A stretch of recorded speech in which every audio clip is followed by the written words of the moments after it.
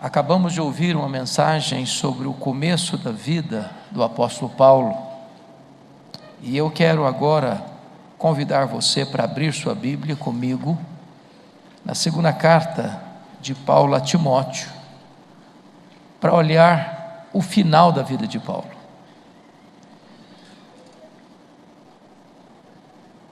Segunda Timóteo capítulo 4.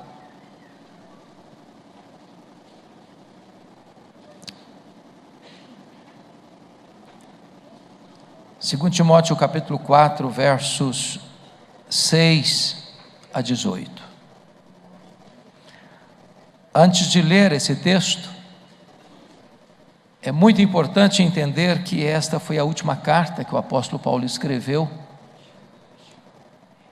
e ele a escreveu da sua segunda prisão em Roma. Ele a escreveu já como um homem sentenciado à morte. Ele a escreveu da masmorra marmetina, aguardando o dia da sua execução. Essas são as últimas palavras de Paulo registradas na Bíblia antes do seu martírio. Este que foi um discípulo de Cristo, um apóstolo de Cristo, um plantador de igrejas, um homem que pôde dizer como discípulo: sede meus imitadores como eu sou de Cristo. E ele escreve para Timóteo, que estava em Éfeso, abrindo seu coração, mostrando as dores da sua alma, retratando o drama que ele está vivendo. E ele escreve assim para Timóteo: Timóteo, quanto a mim já estou sendo oferecido por libação, e o tempo da minha partida é chegado. Combati o bom combate, completei a carreira, guardei a fé. Já agora a coroa da justiça me está guardada, a qual o Senhor reto juiz me dará naquele dia, e não apenas a mim, mas a todos quantos amam a sua vinda. Procura vir ter comigo depressa, porque Demas, tendo amado o presente século, me abandonou, se foi para Tessalônica. Crescente foi para a Galácia, Tito para a Dalmácia, somente Lucas está comigo. Toma contigo Marcos e traze-o, pois me é útil para o ministério. Quanto a Tíquico, mandei-o até Éfeso. Quando vieres, traz a capa que deixei em Trode na casa de Carpo, bem como os livros, especialmente os pergaminhos. Alexandre, o latoeiro, causou-me muitos males. O Senhor lhe dará paga segundo as suas obras. Tu guarda-te também dele, porque resistiu fortemente às nossas palavras. Na minha primeira defesa, ninguém foi a meu favor. Antes todos me abandonaram. Que isso não lhe seja posto em conta. Mas o Senhor me assistiu e me revestiu de forças, para que por meu intermédio a pregação fosse plenamente cumprida, e todos os gentios ouvissem, e fui libertado da boca do leão. O Senhor me livrará também de toda obra maligna, e me levará salvo para o seu reino celestial. A Ele, glória pelos séculos dos séculos. Amém. Vocês sabem que Paulo ficou preso 2 vezes em Roma. Na primeira prisão, por volta dos anos 61, 62, quem estava por trás da prisão de Paulo eram os seus irmãos, os judeus. Na segunda prisão, por volta dos anos 66, 67, quem estava por trás da prisão dele era a mortífera máquina do Império Romano. Na primeira prisão, Paulo tinha determinadas regalias, ele estava sob a égide do imperador e tinha a guarda pretoriana cuidando dele, a guarda de elite do imperador. Na segunda prisão, ele foi jogado nessa masmorra marmetina, escura, úmida, insalubre, de onde as pessoas saíam leprosas ou para o martírio. Na primeira prisão ele foi preso como um apóstolo, como um pregador do evangelho. Na segunda prisão, ele foi preso como um malfeitor, como um bandido, como um criminoso, acusado do mais terrível crime do império, ser o líder dos incendiários de Roma. Na primeira prisão, ele pediu oração para sair, ele orou para sair, e de fato saiu.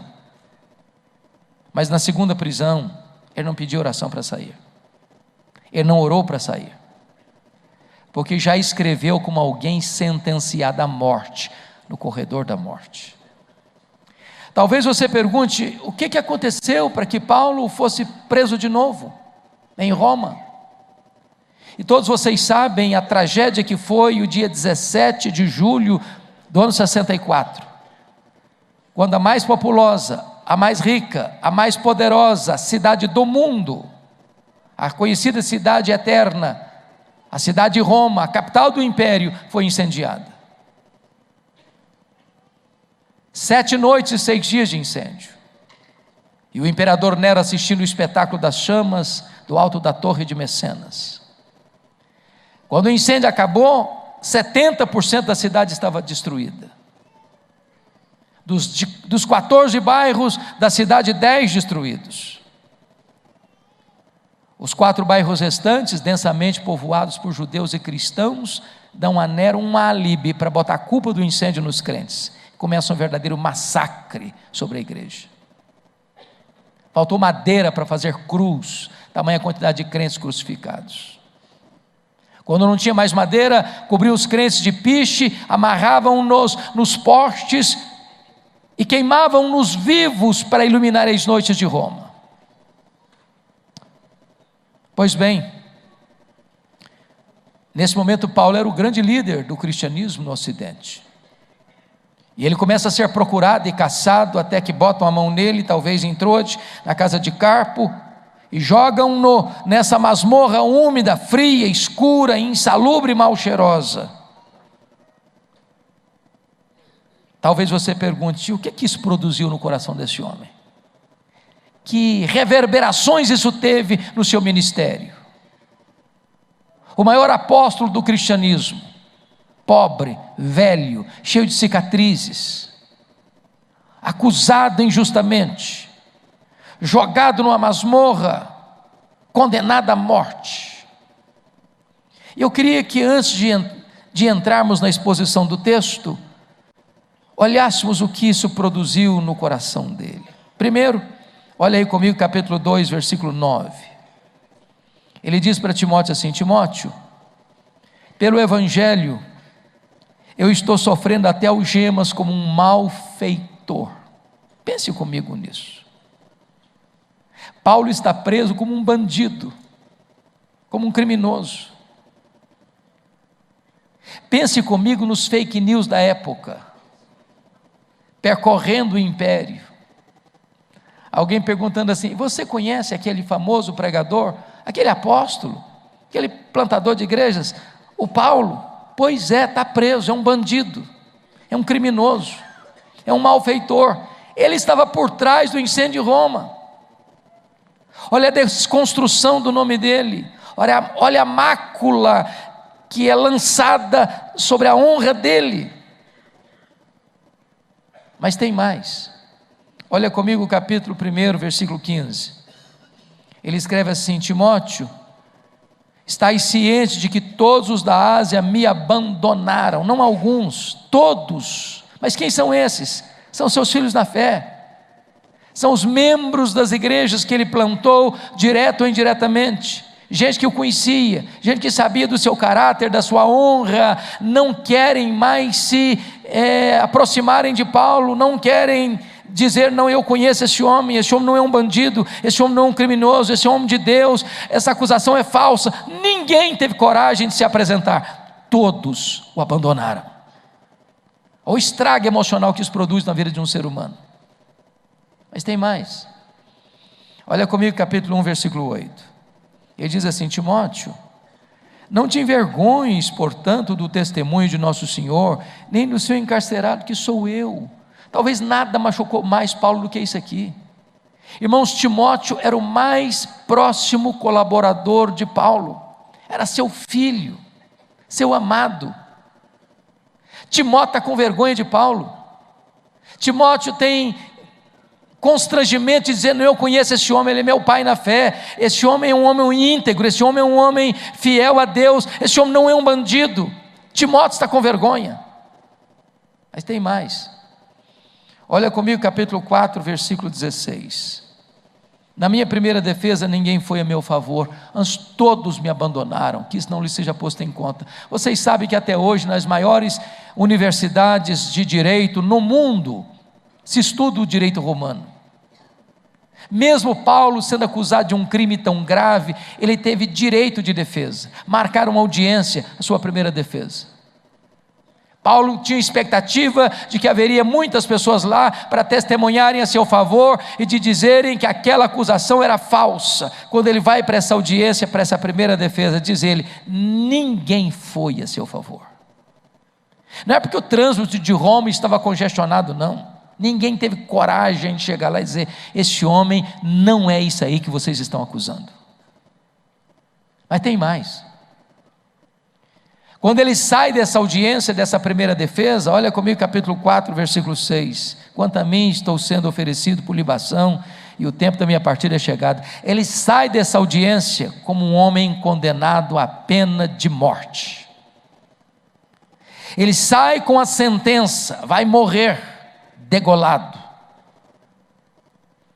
A grande pergunta é o que um homem nessas circunstâncias, que foi o maior pregador, o maior evangelista, o maior teólogo, o maior discípulo, o maior apóstolo, o maior plantador de igrejas da história do cristianismo, o homem que plantou igrejas nas províncias da Galácia, da Macedônia, da Acaia, da Ásia Menor, de Jerusalém, o Ilírico, levando o evangelho, está pobre, está cheio de cicatrizes, está passando frio numa masmorra úmida, sendo acusado injustamente, abandonado pelos seus irmãos, esquecido pelos seus mais próximos colaboradores, e injustamente sentenciado à morte. O que é que um homem desse tem para encorajar você e eu nesta noite? Que princípios de discipulado esse homem tem para encorajar o meu e o seu coração nesta noite? Talvez em circunstâncias semelhantes nós estaremos afundando num pântano de desespero, de amargura e de ressentimento. Mas esse homem vai comunicar para nós alguns princípios de como nós vivermos uma vida como discípulos de Cristo vitoriosamente. Primeiro princípio, confira comigo o versículo 9. Procura vir ter comigo depressa. O princípio é este: quando a dor, quando a crise, quando a angústia bater à porta da sua vida, tenha coragem de pedir ajuda, não fique sozinho. Irmãos, nós não somos discípulos isolados, nós somos membros de uma família, nós somos ovelhas de um rebanho, nós somos membros de uma igreja. Não pode existir no nosso meio autossuficiência. É hora de você dizer: eu preciso de ajuda, venha ficar comigo. É o apóstolo Paulo, que não tem nenhum problema de dizer para o seu filho, dizer: filho, eu preciso de você, corra para cá, eu preciso de um ombro amigo, eu preciso de alguém para quem abrir meu coração, para repartir minhas dores, para repartir minhas angústias, para dividir minha carga. Eu preciso de alguém do meu lado, venha ficar comigo. Na hora da angústia, a solidão é uma péssima companhia. Uma das coisas que mais machucaram o nosso coração nos últimos anos é a quantidade de pastores que têm cometido suicídio. E você pergunta: meu Deus, por quê? Por que esse colega não encontrou pelo menos um amigo do peito, para quem abrir o coração, para quem dividir suas dores? Você e eu precisamos de pelo menos um amigo, para quem abrir o coração na hora da aflição, sem medo de seu tapete ser puxado, de ser apunhalado pelas costas. Cristianismo é mais do que uma religião, cristianismo é relacionamento, discipulado é relacionamento. E nós precisamos uns dos outros. Não existe crente isolado, não existe crente autossuficiente, não existe crente que se basta a si mesmo. Nós precisamos de ajuda. Segundo princípio, confira comigo o versículo 10. Porque Demas, tendo amado o presente século, me abandonou. O princípio é esse. Quando alguém na caminhada da vida, como discípulo de Cristo, machucar você, decepcionar você, abandonar você, não faça registros de mágoas. Irmãos, isso é um fato, não é uma possibilidade. As pessoas vão nos decepcionar. E nós vamos decepcionar as pessoas. A questão não é o que as pessoas vão fazer conosco. A questão é como nós vamos reagir a isto. Se você não lidar bem com essas questões, você vai perder a alegria, você vai perder o foco, você vai perder o apetite, você vai perder o sono, você vai perder a paz. Você vai adoecer emocionalmente. Um dos livros que mais abençoou minha vida foi o livro Em Busca de Sentido, do Viktor Frankl, pai da logoterapia. Ficou preso num campo de concentração nazista e sobreviveu. Ele diz duas coisas interessantíssimas. Ele diz que as pessoas que sobreviveram nos campos de concentração não foram aquelas que lutaram para sobreviver. Foram aquelas que, inobstante a tragédia, lutaram para ajudar outros a sobreviverem. Vida cristã não é uma vida egoísta, focada e centrada no eu, mas é uma vida focada em Cristo e no outro. Quando você cuida de gente, Deus cuida de você.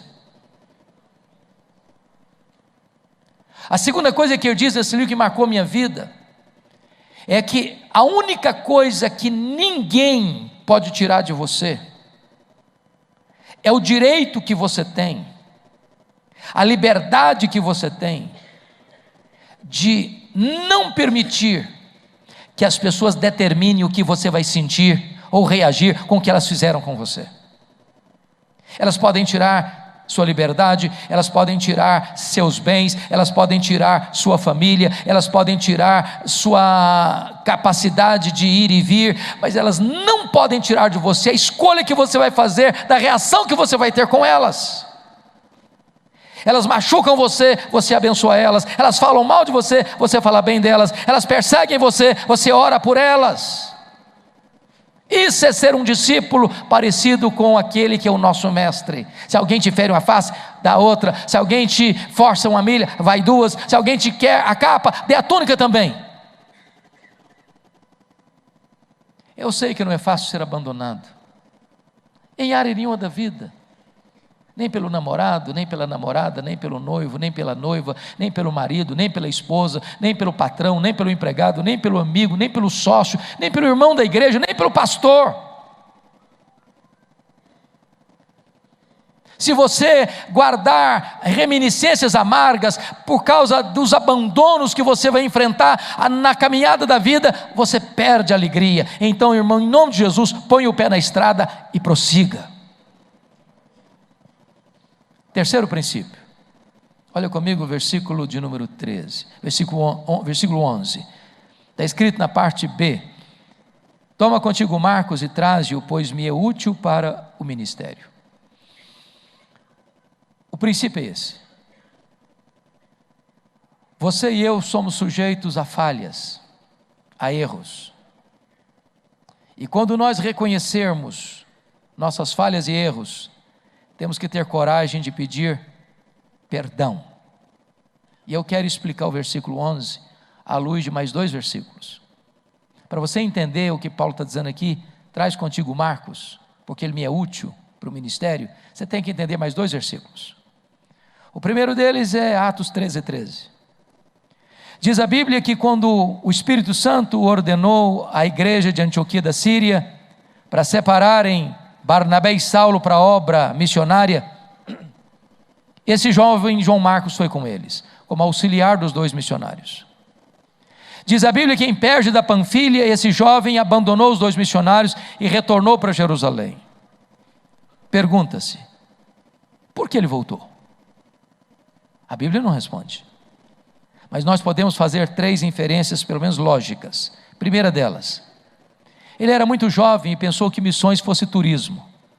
Quando percebeu que não era, se decepcionou. É uma possibilidade. Segunda possibilidade, quando ele saiu de Antioquia, o líder da caravana era o Barnabé, seu primo. Lá em Pafos, muda a liderança. Agora não é mais o líder Barnabé, mas Paulo.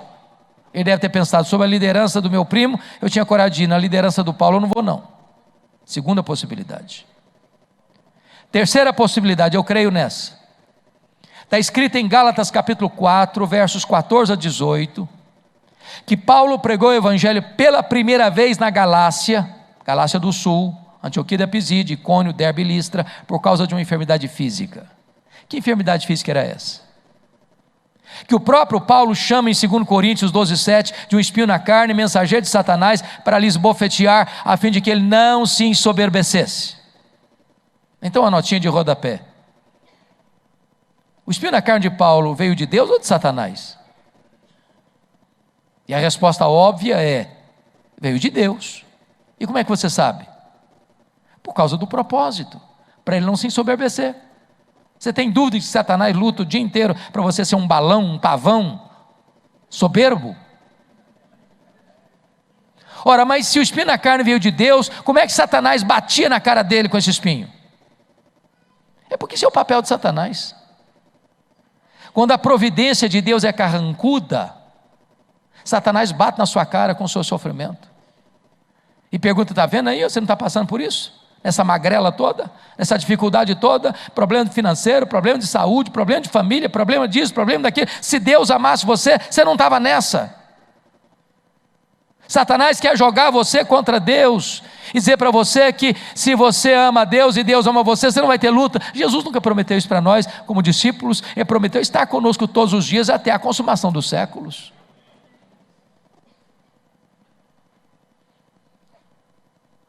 Diz os historiadores que essa região de perto da Panfilha era uma região alagadiça, pantanosa, de forte incidência de malária. Muito provavelmente Paulo pegou a malária aqui, que dá uma dor de cabeça alucinante, afetando inclusive a visão. E Paulo então sai dessa região pantanosa, sobe as montanhas do Cáucaso e vai lá para cima nas montanhas da Galácia do Sul, por causa dessa enfermidade física. E tanto é fato que a visão dele foi afetada, que os irmãos da Galácia, se possível, teriam arrancado os próprios olhos para dá-los a Paulo. Então, muito provavelmente, esse jovem João Marcos deve ter pensado assim, eu estou muito novo para ficar doente, eu vou voltar para a casa da minha mãe. Bom, o segundo texto, para entender esse texto, versículo 11, é Atos 15, 36 a 41. Depois da primeira viagem missionária, depois do relatório à igreja de Antioquia, depois do concílio de Jerusalém, resolvendo o problema doutrinário da igreja, diz o versículo 36 que Paulo chega para Barnabé e diz, Barnabé, vamos voltar para a segunda viagem missionária? Barnabé diz, vamos sim, Paulo, só um detalhe, o meu primo, o Marcos, ou João Marcos, quer voltar com a gente. Aí diz o texto que Paulo diz assim, eu não acho justo levarmos aquele que desde perto da Panfilha nos abandonou. É claro que esse texto está registrado num tom muito polido, mas certamente não foi isso que aconteceu. Eu vou tentar parafrasear. Vou. Eu acho que foi mais ou menos o seguinte. E aí, Barnabé, eu estou tão animado, terminou o concílio, resultado maravilhoso, agora nós não temos nenhum impedimento, vamos voltar, vamos visitar aquelas igrejas que nós plantamos, vamos encorajar aqueles irmãos que nós ganhamos para Cristo. Barnabé, vamos sim, Paulo. Só um detalhe, Paulo, você lembra do meu primo? É claro, né, Barnabé, que eu lembro do seu primo. Ô Paulo, você acredita que quer voltar com a gente? Paulo fechou a cara. Você está de brincadeira comigo, né, Barnabé? Não, Paulo, ele quer voltar com a gente. O Barnabé comigo disse, rapaz, não vai não. Não, Paulo, mas ele é jovem, ele vai aprender. Comigo ele não vai não, Barnabé. Não, Paulo, mas você não pode ser intolerante, vão dar uma segunda chance para o rapaz. Comigo ele não vai, Barnabé. Paulo, por favor, dá uma chance. Comigo ele não vai, Barnabé. Houve tal desavença entre eles por causa desse rapaz, que eles não caminharam juntos mais. Paulo pegou o João Marcos e descartou. Não fora Barnabé para investir nele, eu não sei o que teria acontecido com aquele moço. Paulo foi para outra direção, Barnabé pegou Marcos, foi para Chipre, mais tarde Pedro discipulou Marcos, Marcos foi uma bênção, escreveu o primeiro evangelho, Paulo também foi para outras regiões, Deus abençoou, e aí ele foi preso, foi açoitado, enfrentou naufrágio, tanta luta, agora Paulo está preso, numa masmorra, no corredor da morte, fazendo uma faxina na alma, lembrou do Marcos. Aí ele escreve para Timóteo: Timóteo, meu filho, quando você vier, traz o Marcos com você, ele me é útil para o ministério. Sabe o que Paulo está nos ensinando aqui, irmãos? Você nunca é tão grande como quando você é humilde. Você nunca perde a sua autoridade espiritual por reconhecer seus erros e pedir perdão. Você precisa construir pontes de reconciliação, onde um dia você cavou abismos de mágoas. Não tem discipulado vitorioso se você na caminhada da vida deixa pessoas feridas, caídas na estrada da sua história.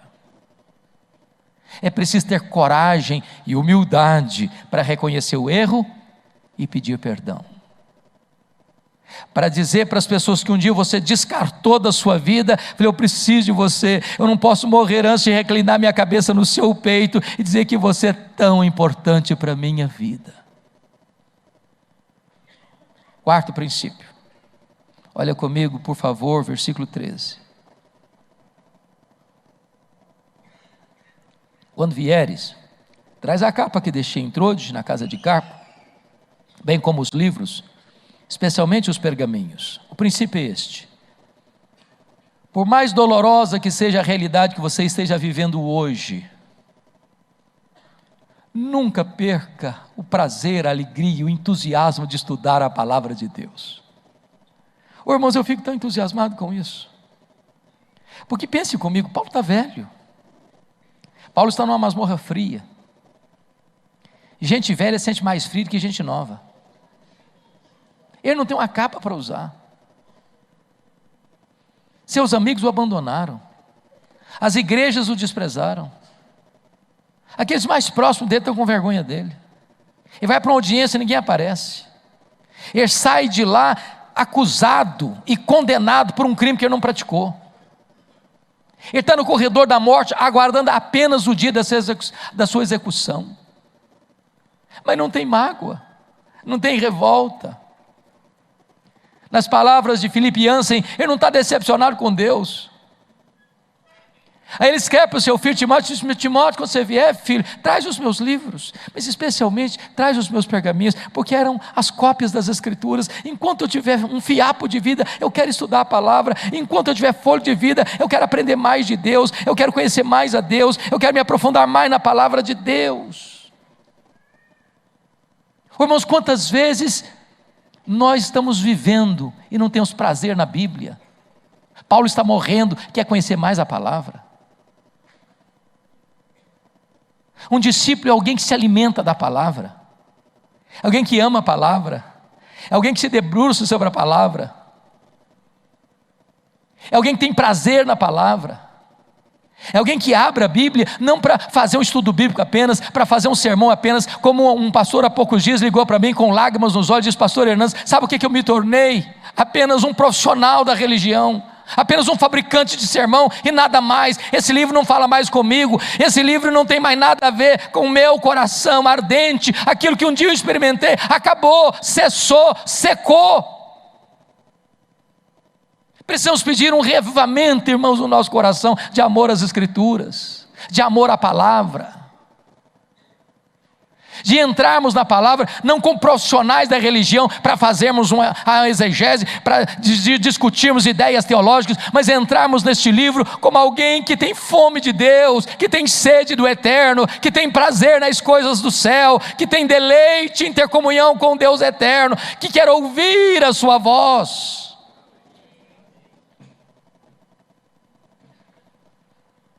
Quinto princípio, confira comigo o versículo 14. Alexandre o latoeiro causou-me muitos males, o Senhor lhe dará paga segundo as suas obras. O princípio é esse: quando alguém deliberadamente fizer o mal contra você, tome a decisão de entregar esta causa para Deus. Quantos pastores nós temos aqui hoje? Por favor, levante a mão só para eu ter noção. Louvado seja Deus, muitos pastores. Eu não sei se acontece só comigo, talvez aconteça com você também. De vez em quando, não digo de vez em quando, mas ocasionalmente, o crente chega para mim e diz assim: pastor, eu estou muito magoado com o senhor. E eu tomo um susto, porque eu não sei o que aconteceu. Não sei quando, não sei o que, em que circunstância, mas a pessoa está magoada com você. Lembra aquele dia que você chegou na igreja? Tinha um grupinho assim: ô fulano, ô Beltrano, tudo bem, tudo bem, tudo bem, tudo bem? Você falou com quase todo mundo, mas esqueceu um. Passou reto. Aí a pessoa está vendo aí, ó? Olha aí, olha como é que me trata. E se a pessoa nunca te procurar, você nunca vai pedir perdão para ela, porque você não está lembrado de nada. Agora é diferente quando alguém maquina, urde, orquestra, conspira deliberadamente para apunhalar você pelas costas, para puxar o seu tapete. Quando você se levanta, ela fica triste; quando você cai, ela celebra. O que você faz numa hora dessa? Dá o troco? Revida? Paga na mesma moeda? Se vinga? Bom, nós somos crentes, né, irmãos? Discípulos do Senhor Jesus Cristo, né? Nós não fazemos essas coisas, não é verdade? Nós não fazemos. Mas é lá no fundo, lá no escrínio da alma, a gente diz: fulano, eu não vou fazer não, mas o seu dia vai chegar. E na hora que o seu dia chegar, a minha vitória vai ter sabor de mel.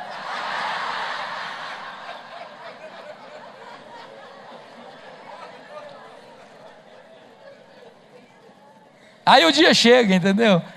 Você não bate palma em público, porque você é presbiteriano, mas lá no coração você está batendo palma. Seu dia chegou, seu dia chegou. Isso não é o nosso papel não, irmãos. Isso não é o nosso papel. Nosso papel é perdoar e entregar essa causa para Deus. Eu não sei fazer isso, você não sabe fazer.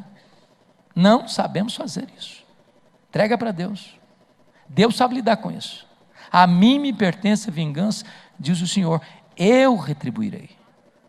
Meu papel é pagar o mal com o bem e vencer o mal com o bem. Isso é ser discípulo de Jesus. Sexto princípio, confira comigo, versículos 16 e 17. Na minha primeira defesa, ninguém foi a meu favor, antes todos me abandonaram, que isso lhe seja posto em conta. Mas o Senhor me assistiu e me revestiu de forças, para que por meu intermédio a pregação fosse plenamente cumprida e todos os gentios ouvissem. Fui libertado da boca do leão. O princípio é esse. Na jornada da vida, nos encontros e desencontros da vida, nas lutas, montanhas e vales, nas piores circunstâncias, onde as pessoas abandonem ou abandonam você, saiba disso, você não está sozinho, porque Deus vai assistir você. Oh, como isso é encorajador para o meu coração. Porque na vida, irmãos, as pessoas podem nos machucar, até nos desamparar. Mas saiba disso, Deus vai assistir você. Você não está sozinho. O que motiva o nosso coração não é se a situação é boa ou é ruim. O que motiva o nosso coração é que Jesus está conosco. É que Ele vai nos assistir. E eu fico imaginando, pastor Roster, que quando Paulo vai para esta primeira defesa, para essa audiência, ele vai na expectativa de que as pessoas vão defendê-lo. E quando ele chega lá e não tem ninguém para defendê-lo, o seu ânimo vai lá para baixo, o seu tanque fica vazio, o seu tanque fica na reserva, ele perde as forças. Tem hora que você como pastor, você como presbítero, você como diácono, você como líder, você como crente, fica sem forças. Mas o texto diz, mas o Senhor me assistiu e me revestiu de forças. É Deus quem assiste, é Deus quem reveste de forças. E você vai indo de força em força. E Deus pega você pela mão direita, guia você com o seu conselho eterno, e depois recebe você na glória. Você tem bondade, você tem misericórdia, acompanhando você todos os dias da sua vida. E quando a jornada terminar aqui, você vai habitar com Ele eternamente. Você não está sozinho, você tem dono, você tem pai, você tem família, você tem gente que ama você, você faz parte de um rebanho, de uma igreja, de uma família, a família de Deus. Você não está sozinho. Sétimo princípio, confira comigo o versículo 21, ele diz assim, nós não chegamos a ler, vamos ler agora. Apressa-te a vir antes do inverno. Se você notou, ele encerra o assunto no versículo 18 com um amém. O que segue daí é como se fosse um pós-scriptum. Lembrei de algumas coisinhas, mas deixa eu anotar aqui. Ele já tinha dito no verso 9 assim, procura vir ter comigo depressa. Mas isso é vago. O que é depressa? O que é depressa para um pode não ser depressa para o outro. Então, ele se lembra que é preciso dar um detalhe para Timóteo. Meu filho, quando eu falo para você vir depressa, eu quero dizer uma coisa, venha antes do inverno. Mas por que ele diz isso? Para entender isso aqui, tem que entender Atos 27, a partir do versículo 9. Quando ele foi para Roma na primeira prisão, ele disse para o comandante do navio, não é seguro embarcarmos, o inverno está chegando, não é prudente, não se navega com segurança. Não escutaram o conselho de Paulo, embarcaram assim mesmo, enfrentaram um terrível naufrágio. O que Paulo está dizendo é mais ou menos o seguinte, esse é o princípio. O que você precisa fazer, faça hoje, porque amanhã pode ser tarde demais. O que Paulo está dizendo para Timóteo é o seguinte, Timóteo, vem antes do inverno, meu filho, sabe por quê? Se você esperar os 3 meses de inverno passar para você vir, quando você vier, não estou mais aqui não, o dia da minha execução já terá acontecido, e aí eu não estou mais aqui não. Se você quer estar comigo, se você quer vir me ajudar, se você quer vir estar do meu lado, então vem agora, ou então não adianta vir depois do inverno não, meu filho, é hoje ou não adianta mais. Isso é um princípio. Tem coisas na vida que ou você faz hoje, você nunca mais vai ter chance de fazer no futuro. Você quer dizer para sua mulher, para o seu marido, eu te amo? Fale hoje. Você quer botar os filhos no seu colo e dizer, meu filho, minha filha, não importa a idade deles, eu te amo, faça isso hoje. Quem tem pai e mãe vivos aqui ainda, por favor? Pai e mãe vivos, que privilégio vocês têm. Que privilégio vocês têm. Se seus pais moram longe, pelo menos uma vez por semana, faça-me o favor, dá uma ligada. Faça-me o favor, dá uma ligada.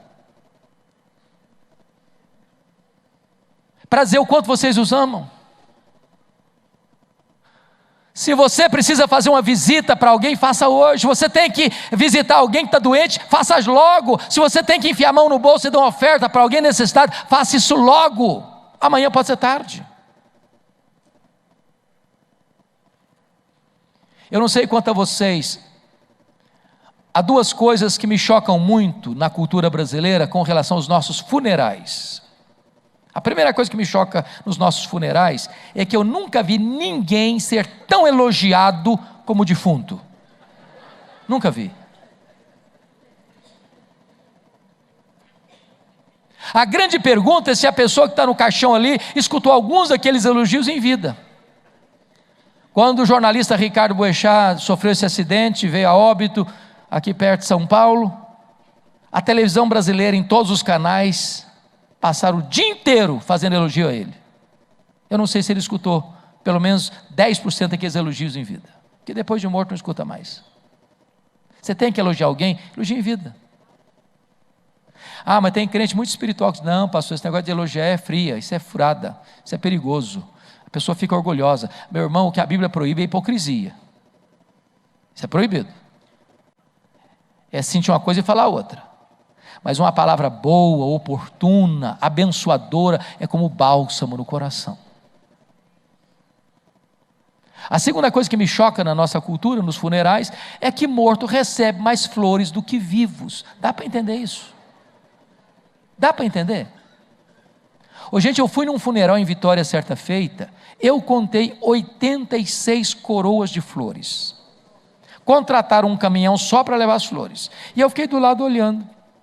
Coitado, fulano, não consegue cheirar um botão de rosa mais, para que tanta flor para ele? Mas você sabe por que os mortos recebem mais flores do que vivos? É porque a voz do remorso é maior do que a voz da gratidão. Você tem que mandar flor para alguém, manda em vida. Eu sei que aqui tem homens maravilhosos. Os homens presbiterianos são muito virtuosos, né? Muito. As mulheres são muito gratas. Aquele marido que traz flor para a esposa de vez em quando. Não é assim mesmo? Nunca esquece a data do aniversário de casamento. Que tem marido também que é pão duro. Você conhece marido pão duro? Que é cara que nunca passa numa floricultura para levar um buquê de flores para a esposa. Sabe o que acontece?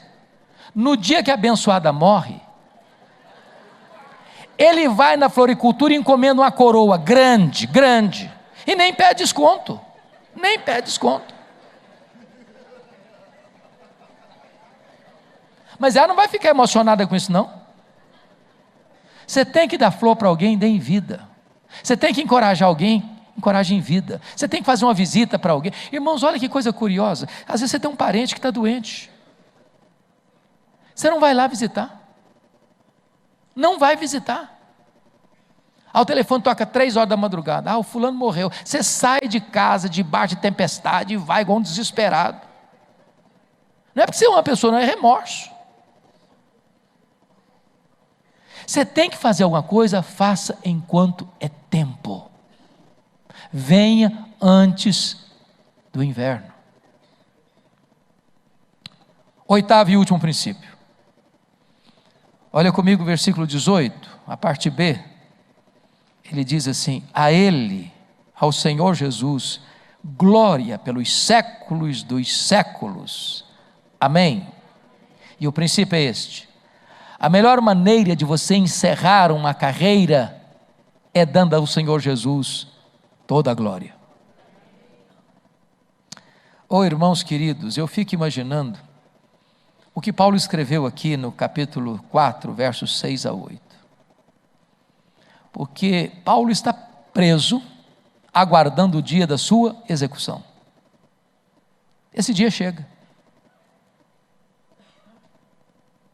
Mas esse homem não está em crise. E por que ele não está em crise? Porque ele já fez uma avaliação, primeiro, do seu passado. Olha a avaliação que ele fez do seu passado no versículo 7. Combati o bom combate, completei a carreira, guardei a fé. Se você notou, todos os verbos estão no passado. O que ele está dizendo é o seguinte: um discípulo é alguém que tem um combate, um bom combate, e ele combateu esse combate. Um discípulo é alguém que, tendo posto a mão no arado, não olha para trás. Ele completa a carreira. Ele não larga a obra no meio do caminho, não. Ele não desiste no meio da estrada, não. Ele persevera. Um discípulo é alguém que não vende a sua consciência, que não prostitui o seu ministério, que guarda a sua fé. Num mundo de tantas vozes, de tantas ideias, de tantas doutrinas, de tantos ventos, ele permanece firme, inabalável. Mas ele não está em crise para ir para o local e o dia da sua execução, porque ele faz também uma avaliação lúcida do seu presente. Olha o versículo 6. Quanto a mim, já estou sendo oferecido por libação, e o tempo da minha partida é chegar. Sabe o que ele está dizendo, irmãos? Olha, Roma vai me matar, mas na verdade nem é Roma que vai me matar coisa nenhuma, eu que vou me entregar, e eu não vou me entregar para Roma coisa nenhuma também, eu vou me oferecer como sacrifício, como oferta e libação ao Senhor. E tem mais, eu não vou morrer não, eu vou partir. Porque a palavra partida aqui é um eufemismo para a morte. Essa palavra partida no grego, ela tem 3 significados. Primeiro, partir aqui significa tirar o fardo das costas de alguém. Sabe o que é morrer para um crente? Apocalipse 14:13 diz que é descansar das suas fadigas. Não tem mais dor, não tem mais choro, não tem mais angústia, não tem mais ansiedade, não tem mais medo, não tem mais pesar, não tem mais tristeza, não tem mais lutas na vida. Nós estaremos para sempre com o Senhor. Ele vai enxugar dos nossos olhos toda lágrima. Já não tem mais sofrimento, já não tem mais luto, já não tem mais dor, porque as primeiras coisas já passaram. A palavra partida, em segundo lugar, significa desatar um bote para atravessar para o outro lado do rio. Sabe o que é morrer para um crente? É fazer a última viagem rumo à pátria celestial. Aqui somos peregrinos, aqui estamos de passagem, aqui não temos morada permanente, não se constrói casa em cima de uma ponte, nós estamos atravessando a ponte do tempo para a eternidade, e é para lá que nós estamos indo. Lá é a nossa pátria, lá está o nosso lar, lá está o nosso pai, lá está a nossa herança, e é para lá que estamos indo. Terceiro, a palavra partida significa no grego afrouxar as estacas de uma barraca, levantar acampamento e ir para sua casa permanente. Sabe o que é morrer para um crente? É mudar de endereço, é ir para a casa do Pai.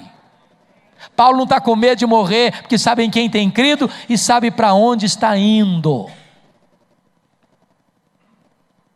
Paulo vai ser levado para a execução, mas ele não tem crise, porque depois de fazer uma avaliação do passado e do presente, ele faz também uma avaliação do seu futuro.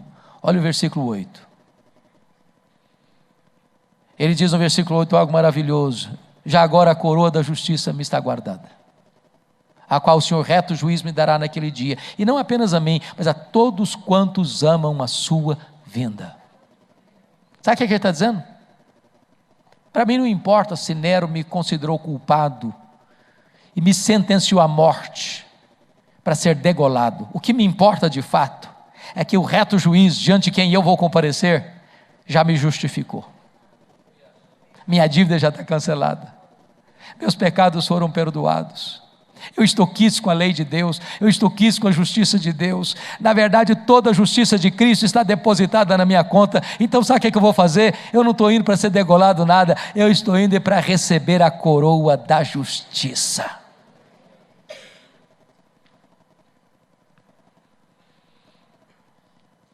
Oh, amados irmãos,